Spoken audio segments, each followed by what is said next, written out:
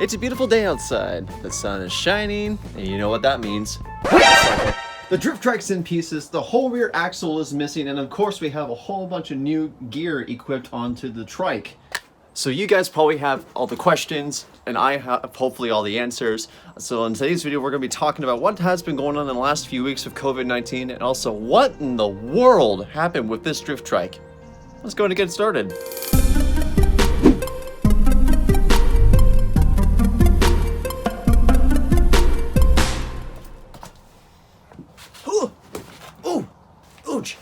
My bum. So first and foremost, let's go to get this out of the way really quick.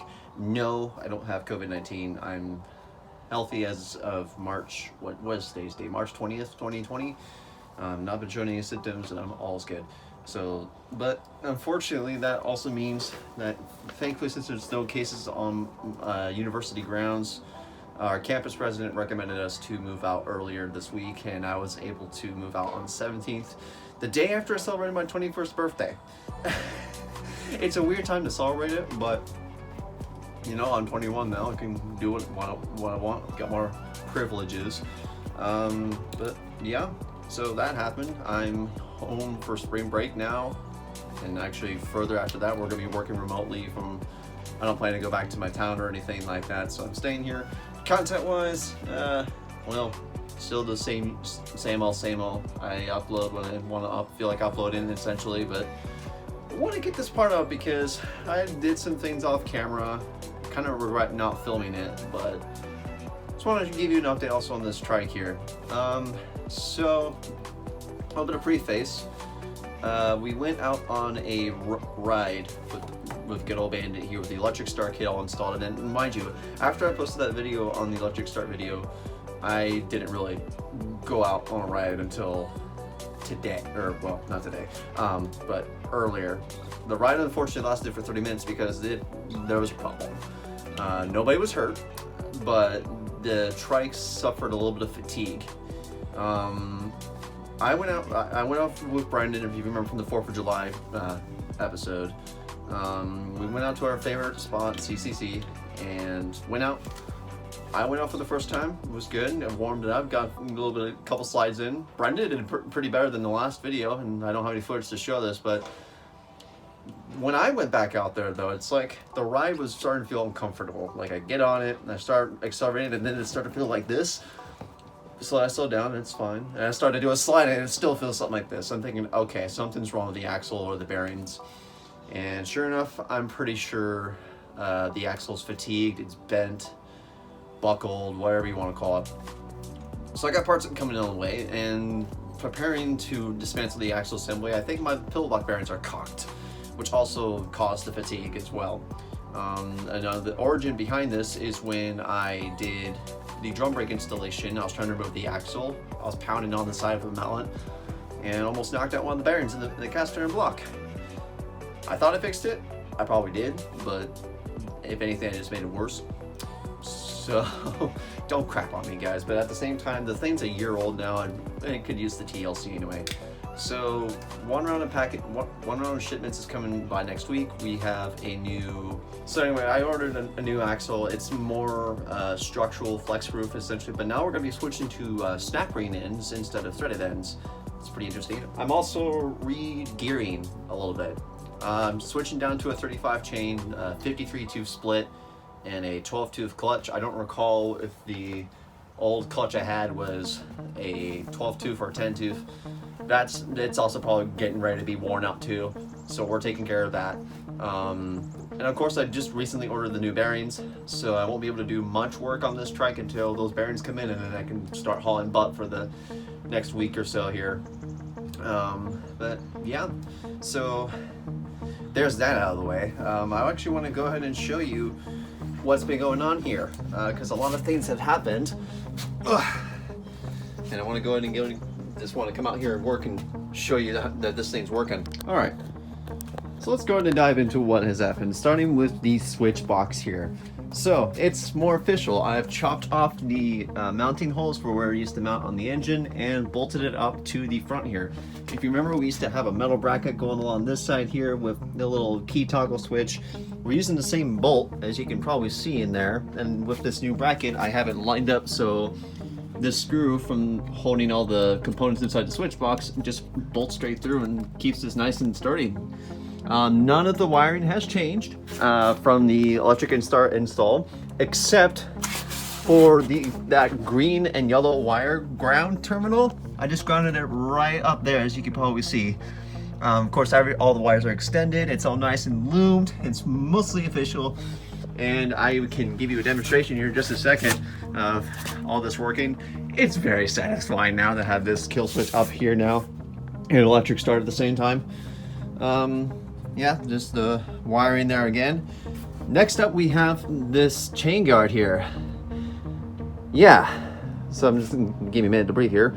But so how did this happen? Well, I got a welder over Christmas break, practiced a little bit, then came out here yesterday and, well, welded it.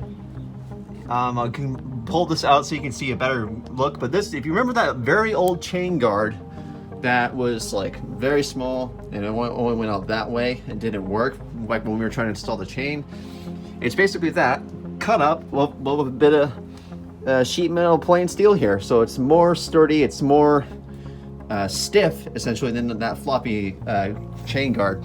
I do need to clean up these sharp edges though, because I cut my leg over here just a minute ago and, well, it's not fun, but this accomplishes a lot more, and it looks better / nicer, and honestly I do like the look of this finish, so I think I'm just going to clean this surface up here and then just clear coat it like this.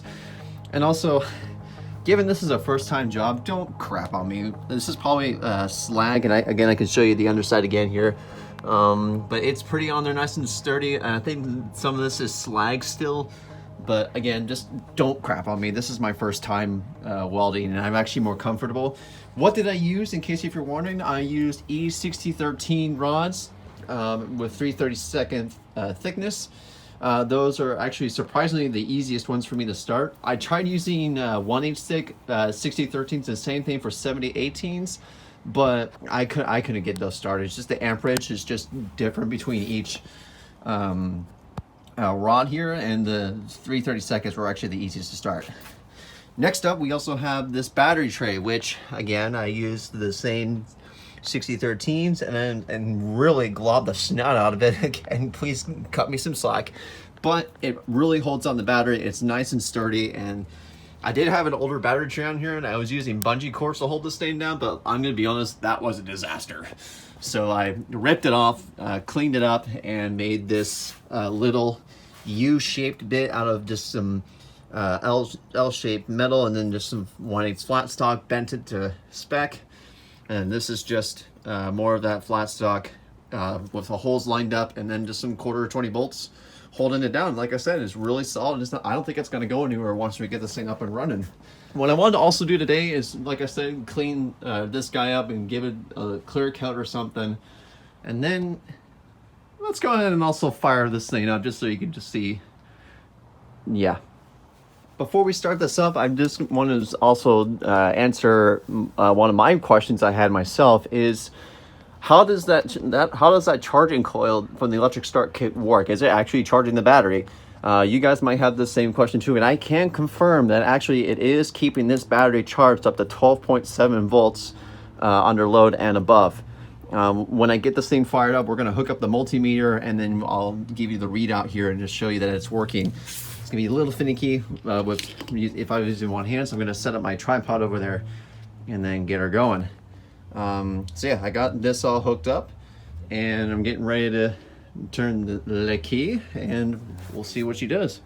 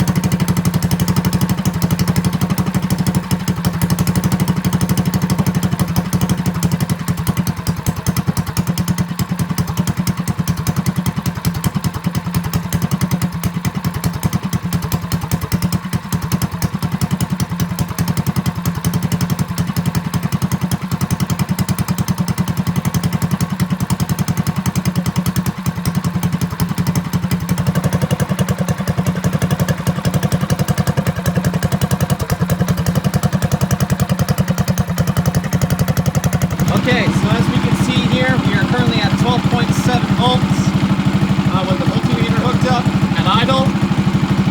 And as I give it the throttle a crank and hoping the prawns don't fall out,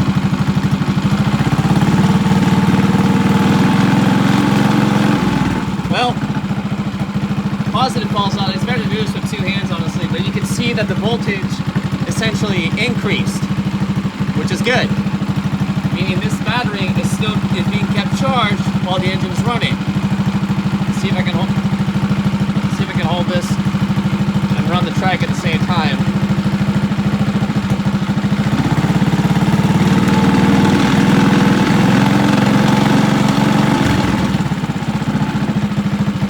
So yeah, that wasn't even full throttle. I'm not even going to give it any more because the jacks are vibrating and I don't want this thing to fall off on accident. Actually, man, I might have just fixed it. Hold on. Let's try one more time.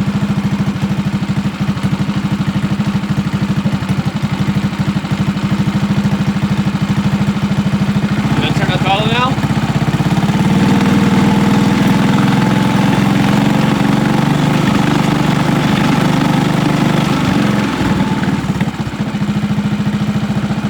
Again, that was probably like 3/4 throttle. You can see, again, the voltage was at 13 volts there, DC, which is really good. And again, it's fluctuating right now because again, the trike is vibrating. It's trying to kick the prawns off the multimeter here. But yeah, this thing is working perfectly, keeping the battery charged. So literally, if we wanted to, we could run a whole head and tail setup.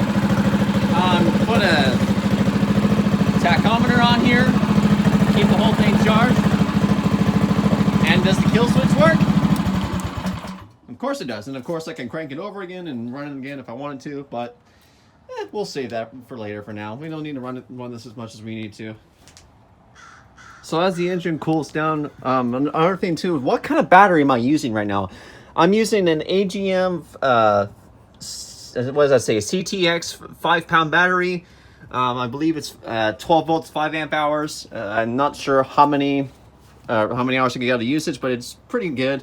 It's a 5-pound battery. I could have gone with a bigger or slightly better poundage battery to get better cold cranking amps, but this one, being the cheapest, does what I need to suffice essentially. And if anyone else is wondering, hey, with that charging coil in there, if you fully load with the throttle, is it gonna hurt the battery? One thing is for sure, I'm tuning on the temperatures. There is no change in temperature here, so the battery is not overheating. And in theory, with these kits, it comes with a little diode or something in there to regulate the voltage one way, and I believe there's also a 10 amp circuit protector in here. I'm not sure really how it works, but again, there's this little button here where I guess we push it in to turn it on or something like that, but again, I don't know. Can you still run this without the battery connected? We can go and test that. I don't know how I'm gonna be able to start this thing with given the current condition it's in, but yeah, if you put the key in the on position and then you'd set the everything to choke, or turn the choke off and set the fuel to run. Can you still pulse start it? The answer essentially is yes. This is gonna be hard to do this one-handed, so please forgive me on this. See what I mean? So essentially, the drip trike, the switch box here also takes care of your kill switch. And like I said, I can't crank it over because the battery's not connected, which means there's no electricity going through the solenoid there. But I can kill it, and well, everything works well either way. Battery dead or not, 2 ways to start it. So with all that out of the way, let's go ahead and transition into cleaning this chain guard down here for now. And just in the background, I'm gonna go ahead and try to answer some of the questions you may have for the future with the electric start kit. Because I want to say really quick, guys, thank you so much for all the love and support that you guys saw regarding with this kit here. I'm very blessed that I have helped a lot of people out. Again, if you have any future questions or comments, feel free to go to that video and ask them down below. I have a pinned comment down there right now that's going to be frequently asked questions that should hopefully answer some of the future incoming repeats, but only time will tell. So, all right, let's get to it. Hi everyone. While I'm going ahead to dismantle the chain guard and put it on the workbench to just sand down, I thought I'd take some time to actually discuss some of the frequently asked questions people have in the Predator 212 community, as opposed to wanting to do an electric start build in the future, and some questions that they might bring up in the comments in other people's videos. So I went ahead and I looked around to see what people are asking, and I'm going to give my honest answer, and hopefully to help a lot more people out. And like I said before, the love and support you guys have been showing on the tutorial on how to install this kit has been very helpful to me. I appreciate you guys are giving the positive feedback and asking all your questions below in the comments. If you have anything further to say down below, then always feel free to go to that video and ask your questions away. I will be updating the frequently asked questions section as I go, but I'm going to go ahead and talk about those questions here just to start. So the first and foremost obvious question that everyone's asking is, what is this kit called, or where do you get it? Now, it's pretty much easier said than done, because all you have to do is Google search Predator 212 electric start kit, and essentially it's right there. There's not really a specific name for it, but it's literally the Honda GX160 and GX200 electric start kits for those Honda engines. Of course, the link that I provide in the tutorial's description leads to a link for this kit. Unfortunately, that's unavailable, but you can honestly look at similar websites. They might charge a little more, but it's essentially the same thing.